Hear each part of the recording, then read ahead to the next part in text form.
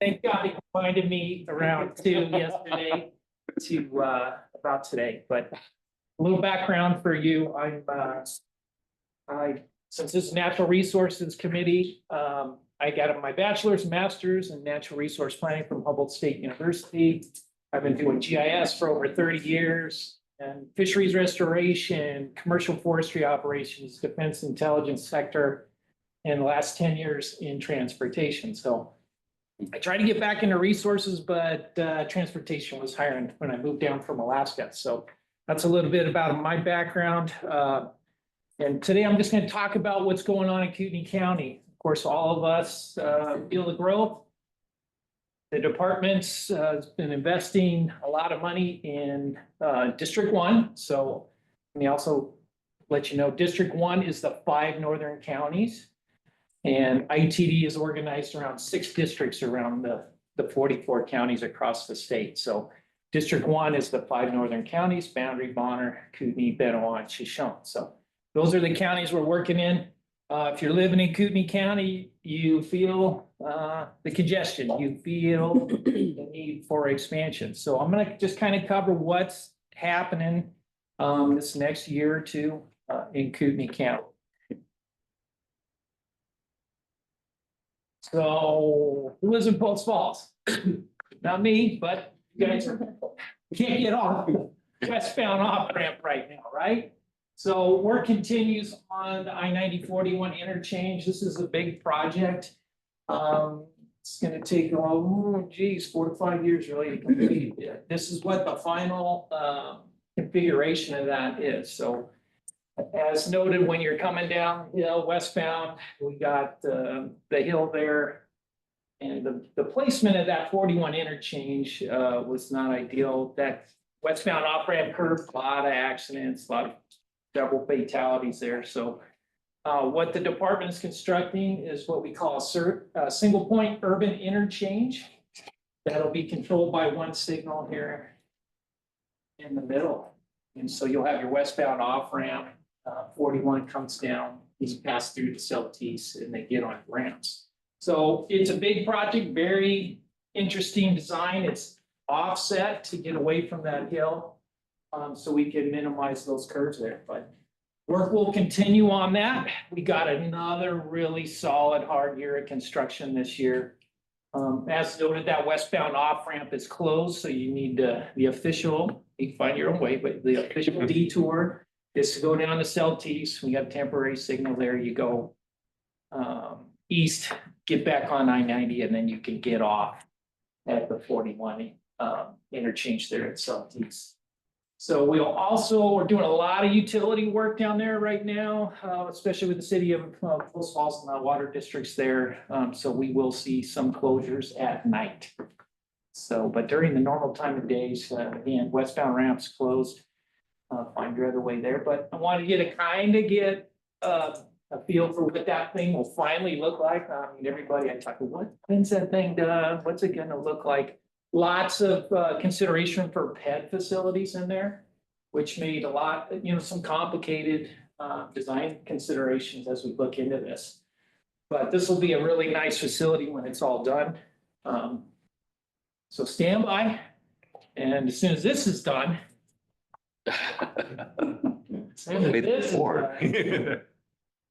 we are going to go into widening I-90 from the 41 interchange to US 95. So when we've done our analysis of traffic volumes, that's going to be our next project. 2 to 4 lanes? Yeah, 2 to 4. So everybody drives that, all you folks from Post Falls, someone gets a flat tire, someone gets a ticket.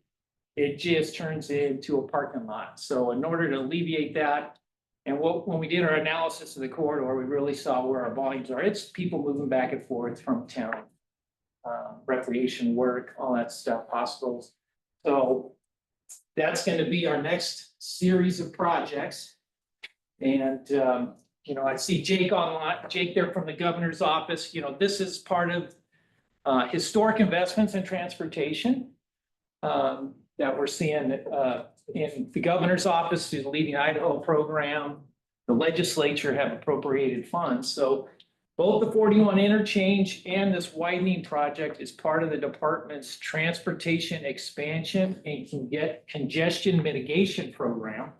So that's a bonding program that's authorized the state to bond for $1.2 billion in transportation funds. And so that's some of those big projects we're going to be doing with that bonding program. So as noted, we're going to go from 41 to 95. We'll be widening from 2 to 4 lanes. We'll have to replace all the bridges on that alignment. So we got 3 bridges to replace, 2-lane bridges to 4-lane bridges. So those will be at Hutter, Atlas, and Prairie Trail. And those will be nice wide bridges for the future.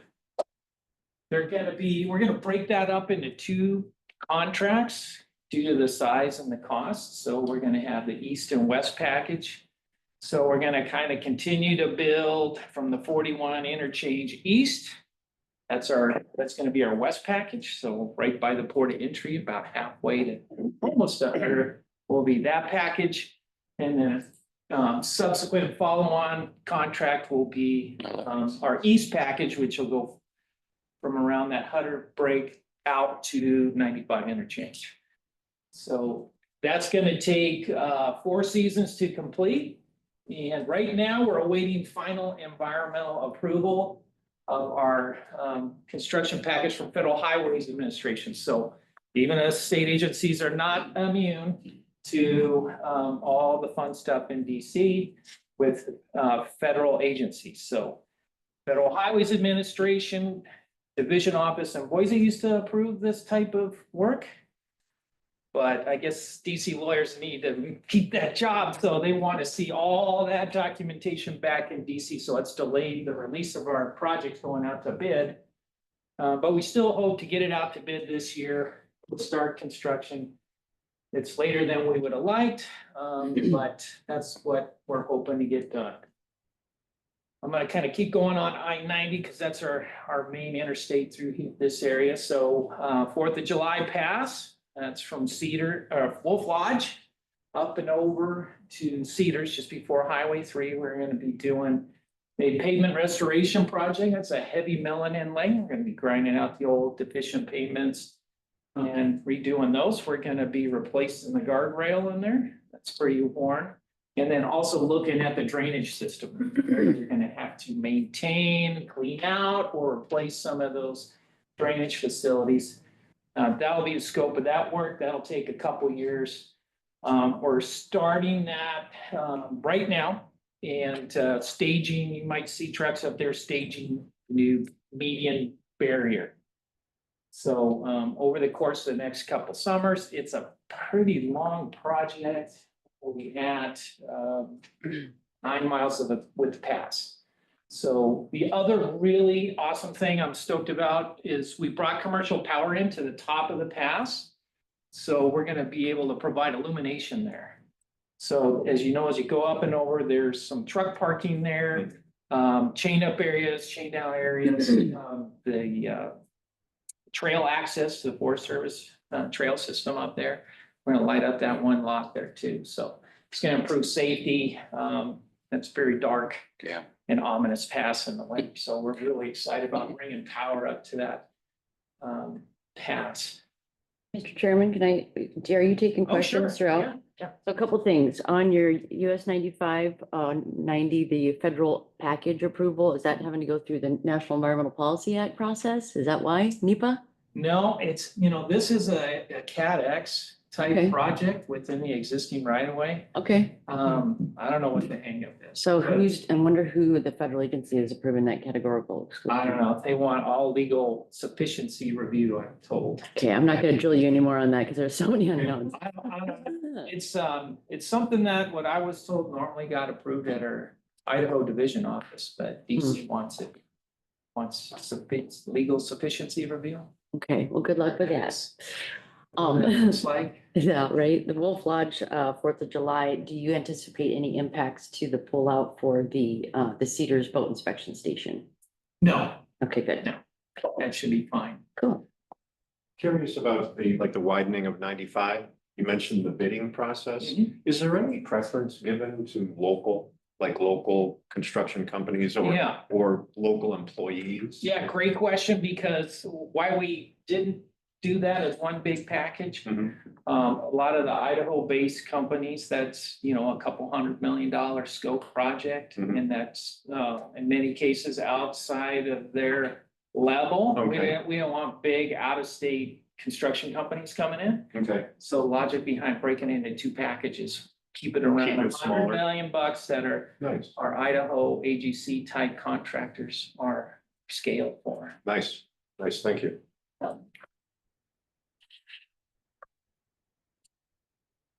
All right, continuing east on I-90, we're reconstructing, replacing the Coeur d'Alene River bridges.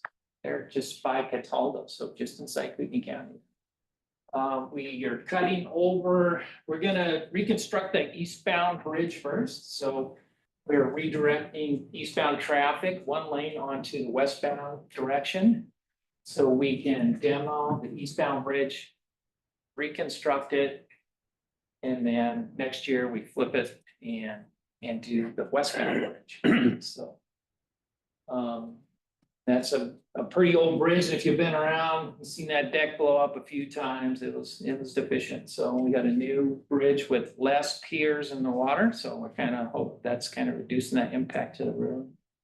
We're working, what are we working with? We're looking, I think with Fish and Game on some alternative boat pull-out locations there, because we'll be, we don't want junk falling on people paddling through. Want a giant piece of concrete falling on your head or something. So we're going Fish and Game on that. Also on 90, we're looking at the I-90 US 95 interchange there. Yeah. Built in 1971.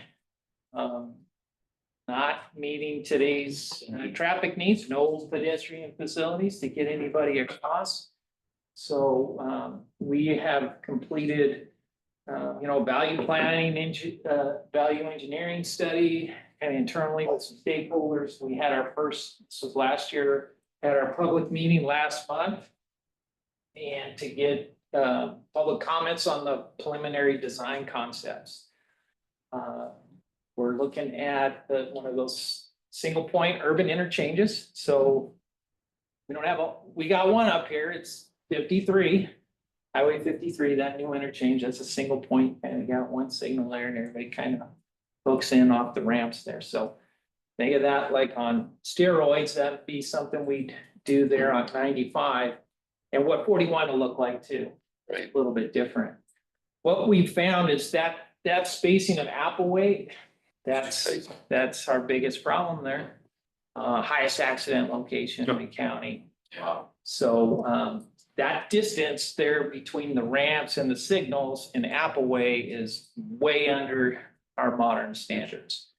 So that has been, it's a real challenge when you look at the design, what fits in there. So what's come up as our preliminary design concept is a grade separation. So we're going to bring the 95 interchange over, drop Appleway down. And you'll have to go up to Niter to turn around or use 4th or Northwest Boulevard to get to Appleway. Definitely some impacts to businesses right there at that very tight intersection. But that was the only way we seem to think we can accommodate that. And we, got some good feedback from the public meeting, and our design team is looking at how we take some of those comments and modify that kind of preliminary design. We'll have another open house in another year, taking all those concepts back and see what we can do. Following that I-90 widening project, that would probably be the next major transportation construction project in Coeur d'Alene for us. Your widening of the 4 lanes, is that gonna replace the Appleway interchange? Northwest Boulevard Appleway interchange over 90? We're not gonna touch that one. That one's still pretty good. It's functioning good. It actually carries more traffic now than 95. Really? Yeah, it's all that, more and more development heads up Ramsey Way, all the Yeah. apartments and all that, people going to the hospital. Uh, Northwest Boulevard actually pumps more traffic than 95.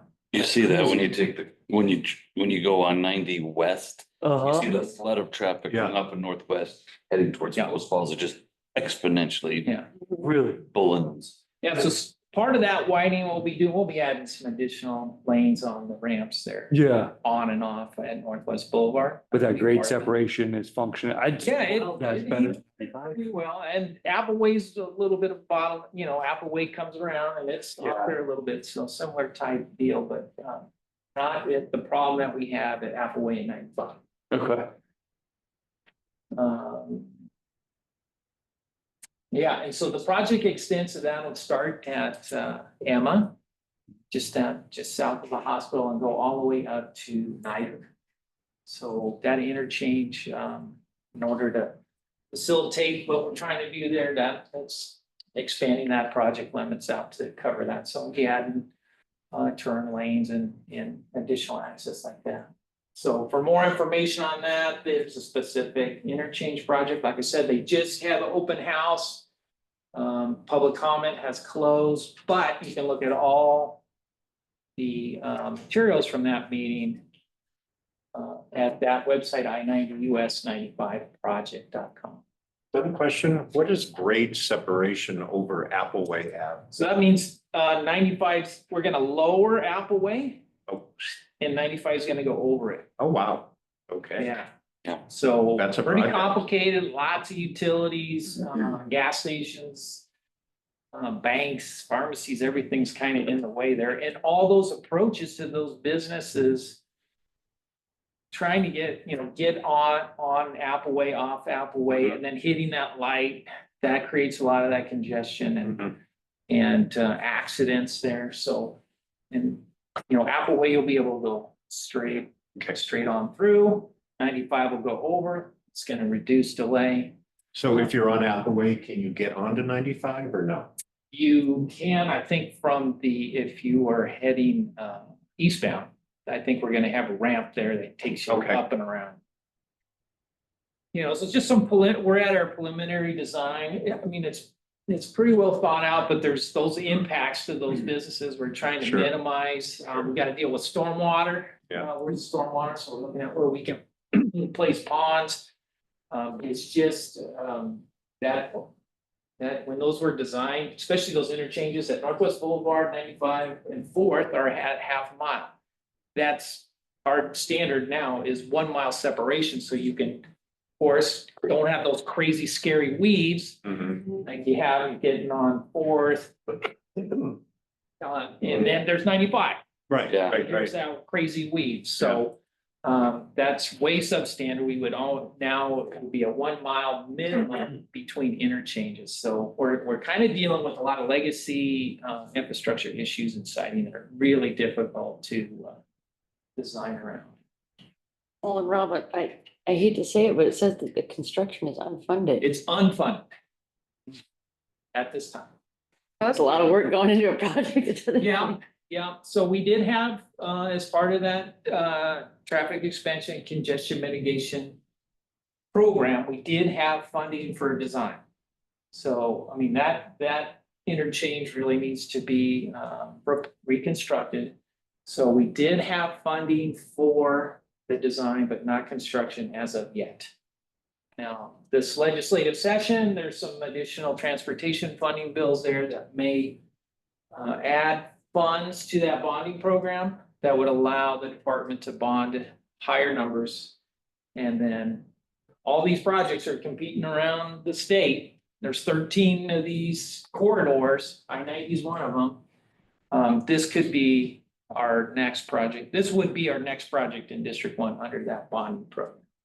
So we're pretty confident if that goes through the legislature this year, that could increase the bonding, allowing the department to fund this next project. These things are extremely expensive. And it takes a bonding program to do Yeah. that. Other projects around the county, State Highway 53 in Pleasant View. interchange there. This is part of the Bridging in the Valley Railroad grade elimination, crossing elimination program. Started way out in Spokane, goes all the way up to Apple. We received a $30 million grant from Federal Railroad Administration. This project's been cooking for 25 years, easy. Never enough funding to do it. Building over live tracks is difficult, very expensive. BN has expanded to a double track through there, so it's even wider to get over. At that location, they experience 6 hours of delay when the gates are down. So very busy. BN up there, they got a fueling station there south of Rathdrum. So we partnered with BNSF. We got a grant we've been trying for years and years to get. We got it last year. We're accelerating construction because we've had these plans ready to go on the books for a long time. It's going to remove 3 at-grade crossings and provide safe access over the tracks onto an interchange to 53. So for now, we're going to have Pleasant View's going to be closed till mid-26. So find another alternate route if you need to get over 53. But it's going to provide a much safer location to get over those tracks on Highway 53. Also under construction is Highway 54 from Rathdrum to Athol. That road just kind of came apart on us way ahead of schedule. We're seeing increased volumes throughout that, tons of people building back in there. So that Highway 54 just kind of came apart on us. It was supposed to be a preservation job and it just started coming apart. So we're reconstructing that. And we're taking that opportunity to provide, full width lanes and shoulders. Right now, we're currently relocating utilities. So you'll see if you drive down 54 there, you'll see a bunch of Avista, KEC, utility companies, all shifting to the south. And relocating those utilities and then follow on, we'll reconstruct the road. So that'll be a busy project for the next 2 years.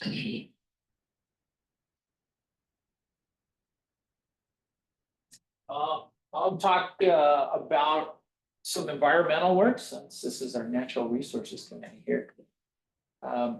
We have our Rathdrum Prairie Planning Environmental Linkages Study. This is a pre-NEPA study. And we're evaluating alternatives for improvements to the state highway system and local roads across the Rathdrum Prairie. So our study area on the south is I-90. To the west is the Washington state line, Highway 53 and Government Way. So it's a very large study area. Usually, the state, when we're looking at these types of studies for improvements to the state highway system, we're usually looking on existing transportation corridors, but recognizing growth throughout the prairie. The state in coordination with CAMPIA, the Kootenai Metropolitan Planning Organization, representing all the transportation agencies in Kootenai County, we really wanted to look at across the Rathdrum Prairie, what are improvements for future state facilities or improvements to existing state facilities to improve mobility across the Rathdrum Prairie. And when we look at our traffic numbers, by 2045, volumes double on the interstate. Everybody stop moving here, please. It's making costs too much of building these highways. But what can we do? Can we improve 53? What can be done on 41? Is there a new north-south alignment that could be done? Is there a new east-west alignment? And so, a lot of local traffic collects onto the state highway system, that higher network, but are there improvements that can be made across different road networks to improve that? So we've started kick this off in 2022. We're like, hey, what are we gonna do with these crazy volumes? What improvements can be made? And we really there was some talk of a Hutter bypass, you maybe heard that, it's been on the books for 20+ years. Is that an alignment that works? And we didn't wanna just isolate, okay, we're gonna go build that, that $500 million new state highway. So we said, can we improve existing facilities? What can we do on local networks? So this Rathdrum Prairie Planning Environmental Linkage Study took in a very much larger study area to look at transportation across the prairie. So in 23, we had our first kind of public meeting, and we just roll out big old maps on tables and invite the public, and they would draw all over them and, say, I get to fix this. Or, why don't you go improve this road or create a new road this way? So in that first year, we came up with over 50, what we were calling, it's our level 1, our first screening effort at that. We had over 50 alternatives that were put forward by agencies and the general public. So we've evaluated those, scrubbed those down, and had a second set of public meetings just this last fall. And we kind of brought forth 13 of them. Some of them were just, they didn't make, they're just little improvements. So the other thing we got out of this was not only, some bigger picture transportation facilities, but what we're calling elements. So, hey, what if you added a little turn bay at this road that connects to the state highway? Some of those improvements as elements on a local transportation network. So we kept those. We're down to 13 alternatives. We had, like I said, we had our public meeting in last fall with those 13 and level 2 alternatives that we're now taking all the comments from and applying some screening criteria to take them to what we're calling our level 3 alternatives, where we can kind of go forward with 2 to 4 preferred concepts that would go into a NEPA based environmental impact statement for any large federal aid type transportation facilities. So we got another web page there, ITD projects.idaho.gov. You can actually, that one top bar on there, you can see all projects across the state that ITD is working on. And then we have that Rathdrum Prairie tab.